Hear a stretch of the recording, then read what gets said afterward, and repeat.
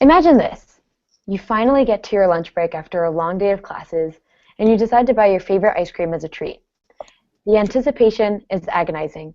You can practically picture biting into the soft, cool vanilla ice cream covered in a smooth, rich chocolatey shell. Your mouth is watering, and you can practically taste it. You arrive at the cafeteria, money in hand, only to realize with shocking disappointment that they've been banned from sale at school.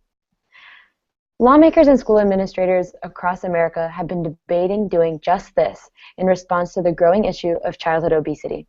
My name is Zara. And I'm Kiana, and today we'll be supporting banning the sale of junk food in schools. I'm Alyssa. And I'm Katie, and today we will be expressing the opposing view of this ban. We've done our own research on this topic and have also drawn upon our own personal experiences as students and have come to our own informed conclusions on this highly debated issue. The debate of whether or not to ban junk food in schools nationwide is really important, as the decision will affect not only the future generations, but will also have repercussions or benefits for our current society as a whole. The main arguments we'll be presenting today are that obesity is a growing epidemic and practical measures need to be taken to prevent this. Prohibiting the sale of junk food is an effective way of tackling obesity and promoting both short-term and long-term healthy choices for children. Moreover, schools, as learning institutions, are held accountable for students under their daily care, and because of this, they're pretty much responsible for making decisions that are best for the students, including those that pertain to their general well-being. Kiana here is going to talk to you a little bit about our side of the argument. Thanks, Sarah. So our first main point about obesity, it's a classified epidemic. It's not anything new. But for schools, by preventing selling junk food, we're making a practical decision to improve the health of as many students as possible. According to the National Center for Education Statistics, there was about 98,000 public schools in the United States as of 2012 and 2011. Likewise, according to the Council for American Private Education, there are 30,861 private schools in the country, which together serve more than 5.3 million students.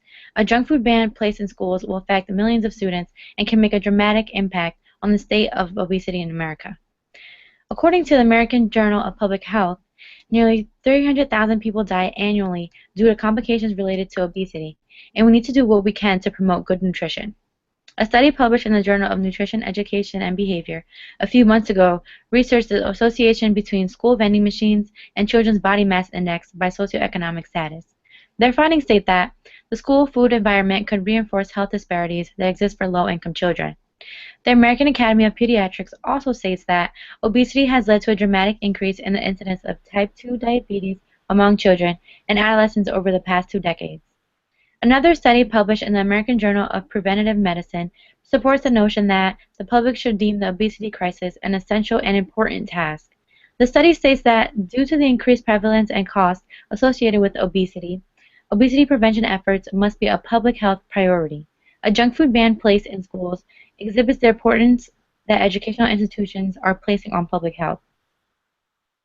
Thank you very much for your point, Kiana, and I definitely see what you're saying about how obesity and adverse health effects are a growing problem among youth in America.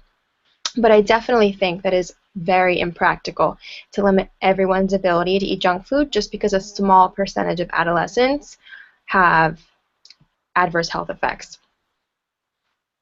According to the Centers for Disease Control, or the CDC via cdc.gov, only about 20% of adolescents in America are obese.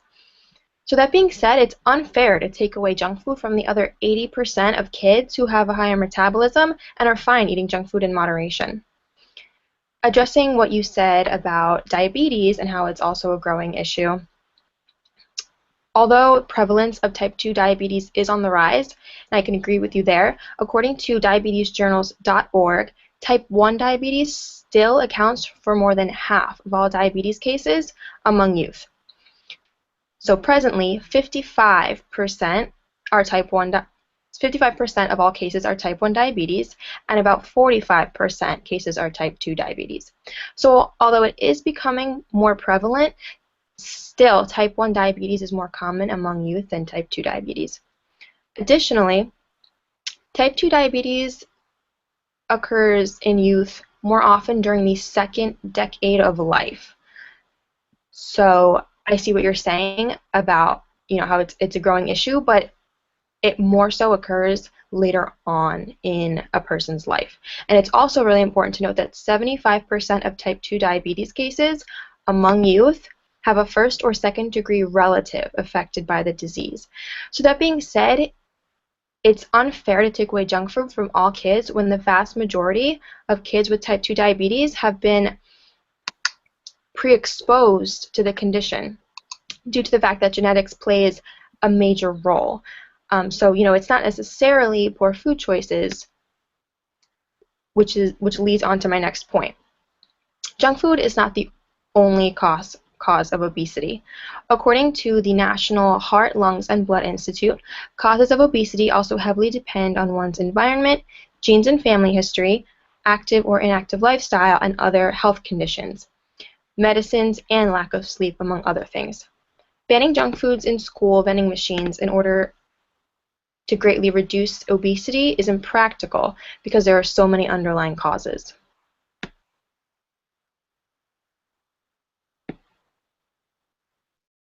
Alyssa, I see what you're saying, and I agree in some regards, but I think I'd also like to respectfully disagree, in that I still think that preventing schools from selling junk food does have both short-term and long-term effects of promoting healthy choices for students. I think that by creating a ban on selling food and removing unhealthy choices from the school environment, schools more or less limit the students' food options, and that kind of encourages them to make immediate, healthier choices. I think that the short-term effects of banning junk food is basically that students just don't have access to any poor food options.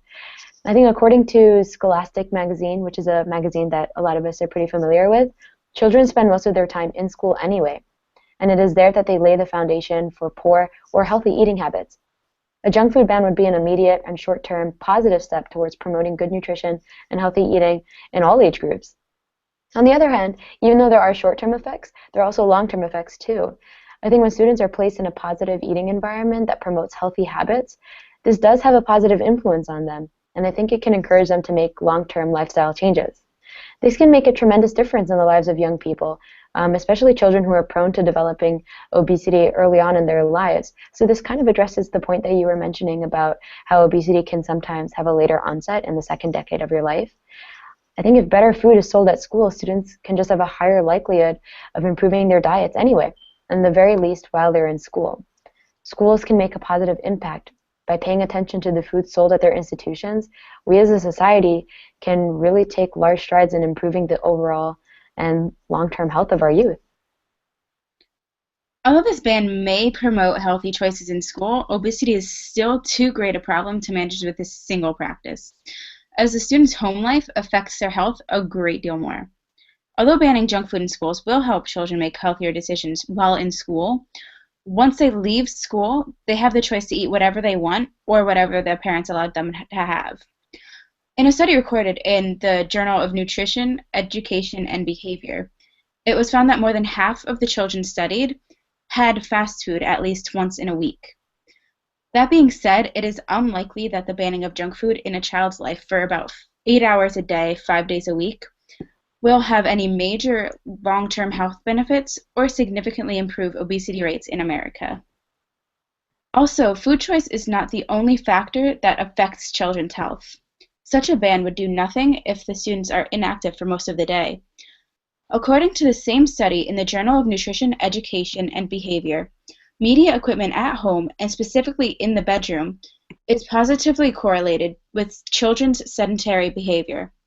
It was also found that 41% of children studied had no exercise or active media available at home.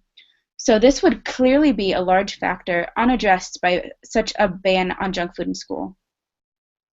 Thank you for your response, Katie. Yes, children's eating habits at home are important, but I still think junk food should be banned in the schools because as learning institutions held accountable for these children under their care daily, they should also be responsible for making decisions that are best for them, including those that pertain to their general well-being. The National Association of State Boards of Education has written, "Health and success in school are interrelated. Schools cannot achieve their primary mission of education if students and staff are not healthy and fit physically, mentally, and socially." Young students' performances in school are affected by their poor eating habits. The food they eat influences their participation in the classroom and often negatively affects their ability to learn and retain information. In addition, by banning junk food, schools make a conscious effort to promote active learning in their classrooms. Schools have the right to design their own menus and lunch meals as long as they are within reason and are appropriate. It is within their own jurisdiction to dictate which foods are served. By banning junk food, schools still maintain their own authority without overstepping government limitations and do so with students' health benefits in mind. All right, well, I see what you're trying to say, Kiana, when you state that schools have the responsibility to look out for the health of their students. It makes sense. But at the same time, I feel as though such a ban infringes upon the freedom of parents and children to make food choices for their own benefit. So it's important to note that food choice is an essential right, and removing junk food from schools could be deemed a violation of parents' rights to regulate the diets of their children. Over the years, we see that certain laws and policies have been put in place and enacted to ensure that students are being fed meals in accordance with their own dietary restrictions and preferences. So an example of this, we see that the U.S. Department of Agriculture, the USDA, has actually outlined how the Americans with Disabilities Act, or the ADA, protects students' special dietary needs by requiring schools to reasonably accommodate, which is the terminology they use, these students' dietary needs. For example, we have gluten-free options, dairy-free, peanut-free, etc. Similarly to this, another example, the Free Exercise Clause of the First Amendment, which guarantees the freedom of religious choice, has even further interpreted to require schools to also reasonably accommodate students who have dietary restrictions due to their religious beliefs. So examples here would be students that can't eat meat or can only eat kosher, etc. In order to comply with students' and parental rights, many students have come up with policies that provide a framework for their parents to notify and request dietary accommodations from the school. So therefore, schools are required under various policies and laws to provide food that complies with students' and parents' dietary requests. So that being said, if parents request or want chips, candy, soda, and other fattening items to be available for their kids to eat, schools should comply with this and accommodate to these dietary choices made by the parents, as we see in the examples. Additionally, parents may also take a stand against the restriction of choice once junk food is actually banned in schools. According to the New York Times, after banning junk food in a Texas school, parents actually lashed out after cupcakes were not allowed to be brought to birthday celebrations. So this has actually happened before, and we've seen when junk food is being banned, the parents actually got really angry at this. And so one parent, I have a quote here from the New York Times, one parent said that cupcakes hold a strong symbol of childhood innocence and parental love.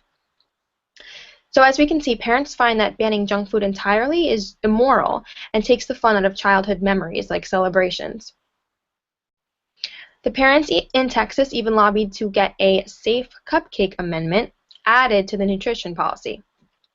This amendment, which was indeed passed, ensures that parents may bring frosted treats to schools for celebrations.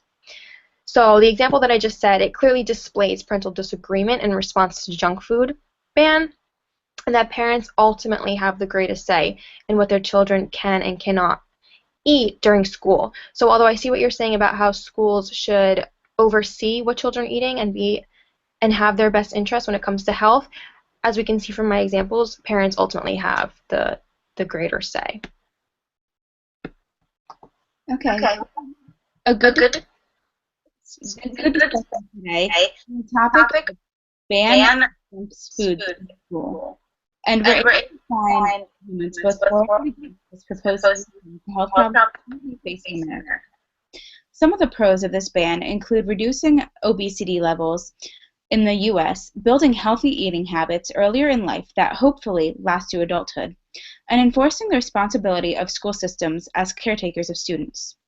The cons, however, include the impracticality of removing junk food from everyone just for the benefit of a small percentage, obesity being too large an issue to be improved by this one act, and the fact that the ban infringes upon the essential rights for parents and children to make food choices for their own benefit, which can result in feelings of resentment.